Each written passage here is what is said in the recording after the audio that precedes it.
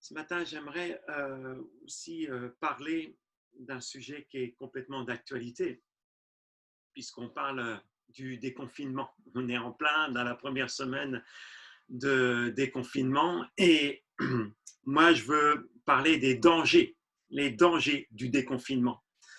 Alors, même si le gouvernement et l'agence sanitaire nous mettent en garde contre un déconfinement sans prendre de précautions, ce qu'ils nous disent, c'est que on ne peut pas reprendre notre vie comme avant. Il y a eu un avant Covid-19 et un après Covid-19. Tout simplement parce qu'on doit se protéger. C'est ce qu'on disait tout à l'heure avant que la réunion commence avec la sœur Sylvie. Et c'est vrai que voilà, elle se demande si elle ne va pas se reconfiner parce qu'il y a tellement de dangers. Et c'est vrai qu'il faut se protéger, c'est vrai qu'il faut faire attention, c'est vrai qu'il faut garder ses distances de sécurité, etc. Pourquoi? Parce que le danger est toujours présent, parce que le virus est toujours là et qu'il sévit toujours. Et il y a encore des personnes qui tombent malades et il y a encore des personnes qui meurent. Moi, je voudrais vous avertir, et d'ailleurs la Bible nous avertit aussi qu'il faut faire attention à notre déconfinement spirituel. Ne négligeons pas les barrières de protection, telles que résister au diable et il fuira loin de vous. Veillez et priez. Méditez ses commandements, etc. Le virus du péché sévit toujours et ses effets sont mortels. À l'heure du déconfinement, aussi bien physiquement que spirituellement, je vous invite à être vigilant. On ne peut pas vivre comme avant. Je reste persuadé que cette pandémie est un avertissement. Comme une trompette qui sonne sur l'avènement du Seigneur. Ce temps de confinement, cette mise à l'écart, on le voit dans le prophète Osée, au chapitre 2, verset 16, qui nous dit que je la mettrai à l'écart, je l'attirerai au désert pour parler à son cœur. Je suis sûr que Dieu vous a parlé pendant ce moment de confinement. Il m'a parlé et je suis certain qu'il vous a parlé. Vous avez entendu beaucoup de messages, vous avez entendu des témoignages, vous avez entendu des chants. C'était vraiment un temps à part où on a passé du temps avec le Seigneur. Et maintenant, est-ce que l'on peut reprendre notre vie d'avant? Pour moi, je pense qu'il y a une nouvelle saison qui commence. C'est l'occasion de vivre quelque chose de nouveau avec Dieu. Ce confinement a été un temps d'enseignement. Et maintenant, le déconfinement est un temps de mise en pratique.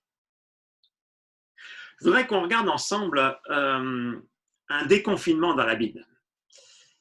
Il s'agit du peuple d'Israël qui est resté 40 ans dans le désert. Maintenant, après la mort de Moïse, le peuple doit se déconfiner et mettre en pratique les enseignements de Dieu, ce qui sera une condition pour leur réussite de leur déconfinement. On va lire ensemble dans Josué, au chapitre 1, Josué, chapitre 1, du verset 1 à 9. Josué, chapitre 1, du verset 1 à 9. Après la mort de Moïse, serviteur de l'Éternel, l'Éternel dit à Josué, fils de Nun, serviteur de Moïse, « Moïse, mon serviteur, est mort. Maintenant, lève-toi, passe ce Jourdain, toi et tout ce peuple, pour entrer dans le pays que je donne aux enfants d'Israël. Tout lieu que foulera la plante de votre pied, je vous le donne, comme je l'ai dit à Moïse.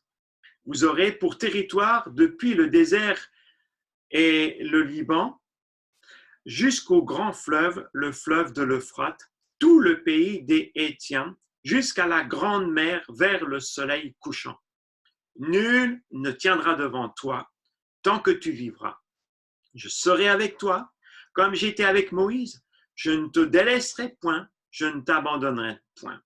Fortifie-toi et prends courage, car c'est toi qui mettras ce peuple en possession du pays que j'ai juré à leur père de leur donner. Fortifie-toi seulement et aie bon courage en agissant fidèlement selon toute la loi que Moïse, mon serviteur, t'a prescrit, et ne t'en détourne ni à droite ni à gauche, afin de réussir dans tout ce que tu entreprendras. Que ce livre de la loi ne s'éloigne point de ta bouche. Médite-le jour et nuit pour agir fidèlement selon tout ce qui est écrit, car c'est alors que tu auras du succès dans tes entreprises, c'est alors que tu réussiras. Ne t'ai-je pas donné cet ordre? Fortifie-toi et prends courage. Ne t'effraie point et ne t'épouvante point, car l'Éternel, ton Dieu, est avec toi dans tout ce que tu entreprendras. Amen. Le peuple va sortir du désert sous la direction de Josué. Et Dieu dit à Josué, lève-toi. Ça veut dire, maintenant, agis. Maintenant, mets en pratique et bouge. Même si l'épreuve, ou même si la mission est immense, voire même effrayante, prends courage, fortifie-toi. Par 3 fois, Dieu va lui dire, fortifie-toi. Et à chaque fortifie-toi, il y a une clé à saisir. Le premier, fortifie-toi, qu'on a lu, c'est au verset 6. En fait, il lui dit, en d'autres mots, Dieu lui dit, écoute, c'est moi qui t'ai choisi. Je ne me trompe pas dans mes choix. Tu as la capacité de le faire. Crois en moi parce que je crois en toi. Dans ce fortifie-toi, c'est ce que j'ai moi décrit, et, compris. Effectivement, pour Josué, c'était compliqué de passer derrière Moïse. Moïse était un grand bonhomme. C'était quelqu'un qui a vraiment vécu de grandes choses et qui était un véritable serviteur de Dieu. Et reprendre le flambeau derrière Moïse, ce n'était pas une simple affaire. Il y avait un grand peuple et c'était effrayant, c'est sûr. C'est pour ça qu'il lui dit, fortifie-toi, prends courage, parce que c'est moi qui t'ai choisi. Le deuxième fortifie-toi qu'il dit au verset 7, il donne une autre clé. Et cette clé, c'est agis fidèlement selon la parole, la loi. Pourquoi? Parce qu'il y a une puissance dans la parole de Dieu. Et cette parole qu'il a reçue et qu'ils ont reçue pendant leur confinement, c'est-à-dire pendant 40 ans dans le désert, eh bien aujourd'hui, tu dois l'observer, tu dois la méditer, tu dois la mettre en pratique et surtout, n'en détourne ni à droite ni à gauche. Agis fidèlement. Par 2 fois, Dieu va l'encourager à agir fidèlement. Ça montre l'importance de la fidélité. Et il y a le succès à la clé. Il y a la réussite. C'est la réussite de l'obéissance absolue de la parole de Dieu. C'est en cela que c'est une nouvelle saison pour Josué et pour le peuple. Est-ce que vous saisissez cela? Et le troisième, fortifie-toi, qui est la troisième clé, c'est je serai là. Fortifie-toi, prends courage, je serai avec toi. Je ne t'abandonnerai pas. Je serai toujours présent dans tes projets. Et ça, c'est quand même puissant de savoir que Dieu est là et qui m'accompagne dans mes projets. Et c'est ce que Josué a fait. Il a cru en lui, il a observé et il a médité. Ce qui veut dire qu'il avait une vie de prière aussi, qu'il avait un dialogue avec Dieu. Parce que plusieurs fois, quand on lit dans les chapitres suivants, Dieu dit à Josué, on le voit dans les chapitres suivants, que Dieu parlait et que Dieu était avec lui. Et que même il a fait une rencontre avec Jésus. C'est surprenant. Mais quand on lit dans l'évangile, au chapitre 5 de Josué, les versets 13 et 15, on peut le voir ensemble. Comme Josué était près de Jéricho, il leva les yeux et regardait. Voici, un homme se tenait devant lui, son épée nue dans sa main. Il alla vers lui et lui dit, « Es-tu des nôtres ou de notre ennemi ?» Il répondit, « Non, je suis le chef de l'armée de l'Éternel. J'arrive maintenant. » Josué tomba le visage contre terre, adora et dit, « Qu'est-ce que mon Seigneur a dit à son serviteur ?» Vous vous rendez compte? Là, le chef de l'armée de l'Éternel, ce n'est personne d'autre que Jésus en personne, puisqu'il tombe à ses pieds et il l'adore. On n'adore pas un ange, et un ange n'aurait jamais accepté de se laisser adorer. Il n'y a que Jésus. Et on voit qu'il a une telle, je dirais, proximité avec Dieu, que Jésus est venu en personne pour l'encourager et le fortifier. Donc voilà la réussite de son déconfinement, c'est qu'ils ont pris Jéricho. On va passer l'épisode de Jéricho, mais que Dieu a donné des consignes et dire de comment faire. Donc, il y avait vraiment cette communion et il a écouté la voix de Dieu et il a réussi son déconfinement, je dirais, par la prise de Jéricho. C'est la victoire. Mais quand on continue, au chapitre 7, quand ils ont attaqué la ville d'Aï, ça n'a pas été une victoire, ça a été un échec total.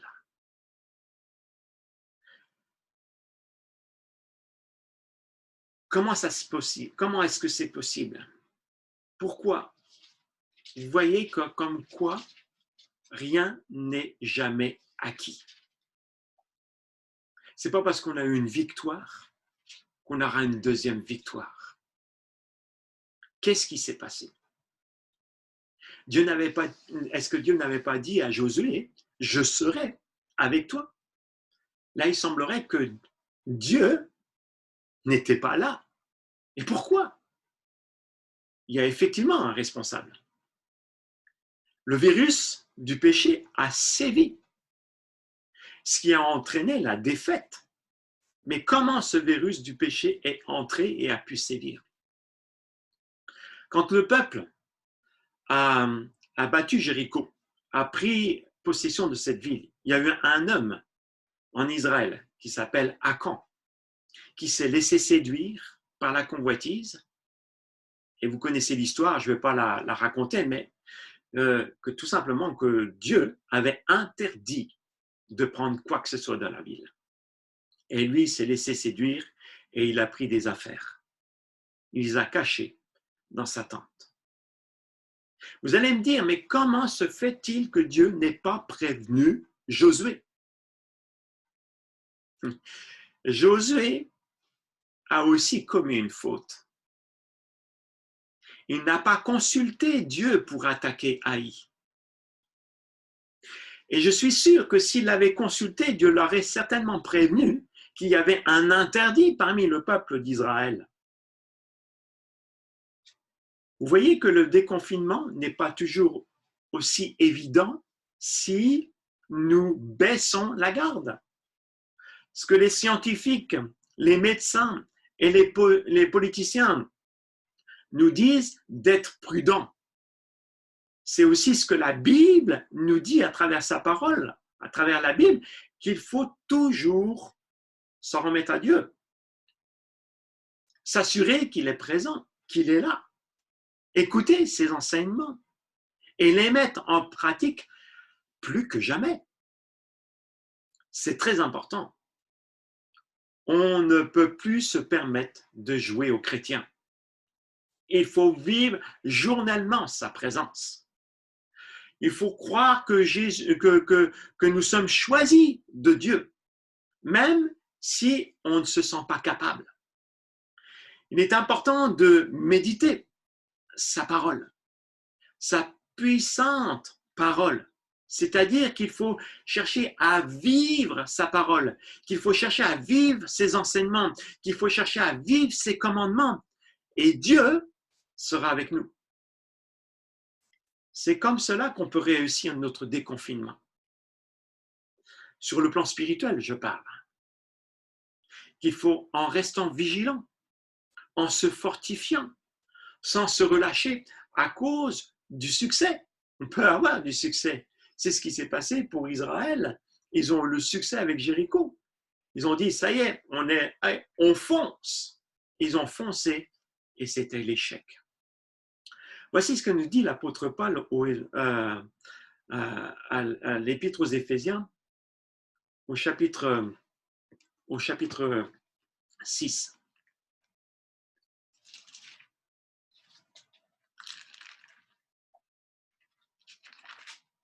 Éphésiens chapitre 6, verset 10 nous dit ceci.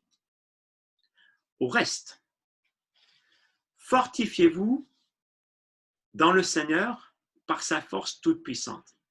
Fortifiez-vous dans le Seigneur. Et c'est très important. Comment est-ce qu'on peut se fortifier dans le Seigneur si ce n'est qu'en se penchant, en méditant, en passant du temps dans la prière, mais en passant du temps dans la méditation de la parole. C'est ça, se fortifier. On ne peut pas le faire autrement. Ce n'est pas possible. C'est ce que Dieu a conseillé à Josué, que cette parole ne s'éloigne pas de ta bouche, qu'il se fortifie dans la parole toute puissante. C'est-à-dire qu'il fallait aussi non seulement la méditer, mais également la proclamer, la parler, cette parole, et agir fidèlement. Dans Éphésiens chapitre 6, le verset 13 nous dit ceci. C'est pourquoi prenez toutes les armes de Dieu afin de pouvoir résister dans les mauvais jours et de tenir ferme après avoir tout surmonté. Et c'est important de comprendre cela, qu'il faut garder la tenue de combat. Il ne faut jamais baisser la garde. Le verset 18 nous dit, et je terminerai avec cela, le verset 18, faites en tout temps par l'Esprit toutes sortes de prières et de supplications. Veillez à cela avec une entière persévérance. Faites en tout temps par l'Esprit des prières, des supplications. Ça veut dire qu'il faut qu'on reste dans sa présence. Et c'est très important. Des prières, des supplications, c'est là aussi la clé du succès. Et cela avec une entière persévérance, c'est-à-dire ne lâchez rien. Ne lâchez rien. Josué n'aurait pas connu de défaite sur Haï s'il n'avait rien lâché dans la prière. Il y a eu un moment où, est-ce que c'est un excès, je dirais, de confiance? Je ne sais pas. Peut-être qu'on peut le traduire comme ça. Qui s'est dit, ça a marché pour Jéricho, ça va marcher pour Haï, ça va marcher pour toutes les autres villes, on fonce. Mais il n'avait pas consulté l'Éternel. Est-ce que vous comprenez ce que ça veut dire? Que c'est important pour nous, dans ce sujet d'actualité de déconfinement qu'on ne peut pas reprendre notre vie spirituelle comme avant. Qu'il y a un avant Covid-19 et qu'il y a un après Covid-19. Je pense que c'est très important de comprendre le message de Dieu, de ce que Dieu veut nous enseigner ce matin. Et ce qu'il veut nous dire, surtout à travers ce que nous vivons. Je crois fortement qu'il y a une nouvelle saison qui s'ouvre. Et ne passons pas à côté de ce que Dieu désire et ce que Dieu veut pour notre vie. Et pour réussir, je dirais, notre déconfinement, il faut vraiment s'accrocher. S'accrocher dans la prière, dans les supplications, dans la méditation de sa parole. En tout cas, c'est ce que je souhaite vraiment. C'est que, voilà, que je souhaite et que je prie que chacun de nous, nous puissions vivre et réussir notre déconfinement spirituel. Que ça soit vraiment un succès. Qu'on aille de l'avant, qu'on vive quelque chose de nouveau. Pour le moment, on est encore, je dirais, un peu confiné puisqu'on ne peut pas se réunir physiquement dans un lieu pour ensemble. Mais je crois que Dieu veut faire quelque chose de nouveau. Alors, ne lâchons rien. Ne lâchez rien. Restons vigilants. C'est ça qui est très important. Appliquons-nous à méditer sa parole et à le suivre, à le mettre en pratique. Et Dieu sera avec nous. N'oublions pas que le virus du péché sévit toujours, qu'il cherchera toujours à nous détourner, à nous séduire, et que Dieu a quelque chose de meilleur pour nous. Résistons, résistons, prions, méditons, et cela avec une entière persévérance. Une entière persévérance, c'est ce que nous dit l'apôtre Paul. Je ne sais pas si vous comprenez, une entière persévérance. Qu'est-ce que cela veut dire et les conséquences de cela? Agissons. Laissons-nous vraiment, remplir du Saint-Esprit parce que voilà, c'est ce qu'il nous dit de se fortifier dans le Seigneur. C'est avec le Saint-Esprit que nous pouvons faire. C'est pas sans le Saint-Esprit. On a vraiment besoin du Saint-Esprit qui va nous aider, qui va nous encourager, qui va nous fortifier. En tout cas, c'est ce que je voulais vous partager ce matin à travers cet épisode du déconfinement du peuple d'Israël. C'est un exemple. Si on suit à la lettre la parole de Dieu, c'est la réussite. S'il nous dit que sa parole ne s'éloigne pas, médite-la jour et nuit. Est-ce que vous arrivez des fois à vous réveiller la nuit et de penser, peut-être que vous êtes perturbé et puis par les soucis de la vie? Est-ce que vous prenez du temps dans la prière? Est-ce que vous commencez à réfléchir sur ce que vous avez lu, la parole de Dieu? C'est pour ça qu'il faut la lire tous les jours. Le matin, c'est le meilleur moment pour lire la parole de Dieu. Commencer, je dirais, la journée avec le Seigneur en méditant sa parole. C'est là que Dieu nous parle et qui nous encourage. Et la nuit, peut-être qu'on peut réfléchir et on se réveille et puis méditer la nuit. Et c'est important aussi de méditer la journée et de se rappeler ses promesses. C'est ça, avec une entière persévérance. C'est là. Et pas se laisser, je dirais, perturbé par les choses de la vie, par les choses de la journée. Oui, c'est pas toujours évident, mais je pense que c'est important de se rappeler ce que Dieu fait et ce qu'il veut faire et ce qu'il est capable de faire à travers sa parole. Parce que la clé du succès, elle est là. Amen. Soyez bénis. On va prier. Alléluia. Seigneur, merci. Parce que à travers cet exemple que tu nous laisses, à travers ta parole, nous croyons, Seigneur Jésus, que tu veux agir et nous aider, Seigneur, dans notre, j'allais dire, déconfinement spirituel. Seigneur, tu nous as enseigné pendant ce temps où on était resté à la maison et qu'on ne pouvait rien faire d'autre que de t'écouter. Maintenant, Seigneur, donne-nous de pouvoir mettre en pratique ta parole. C'est là, Seigneur, que le défi est peut-être grand et, et que ça peut aussi nous j'allais dire entre guillemets, nous effrayer. Mais tu nous dis, comme tu l'as dit à Josué, fortifie-toi. Et tu nous ordonnes de nous fortifier dans le Seigneur, en toi, justement, de nous fortifier en toi. Alors, Seigneur, aide-nous chaque jour à nous saisir de ta parole, à nous saisir de tes promesses, à pouvoir les vivre, à mettre en pratique, Seigneur Jésus, tout ce que tu nous donnes, afin de nous protéger justement contre ce virus qui sévit toujours, ce virus du péché, Seigneur, et de ne pas nous laisser séduire justement par ces convoitises. Oui, Seigneur, donne-nous d'être forts, donne-nous de nous fortifier, donne-nous, Seigneur, cette sagesse, Seigneur, aussi de se fortifier en toi et de rester vigilant avec une entière persévérance. Merci, Seigneur, parce que tu nous as promis, comme tu l'as promis à Josué, que tu seras avec nous si justement nous ne nous éloignons pas de ta parole. Alors garde-nous auprès de toi et encourage-nous, Seigneur. Et c'est au nom de Jésus que nous te prions. Amen. Alléluia. Alléluia. Soyez bénis.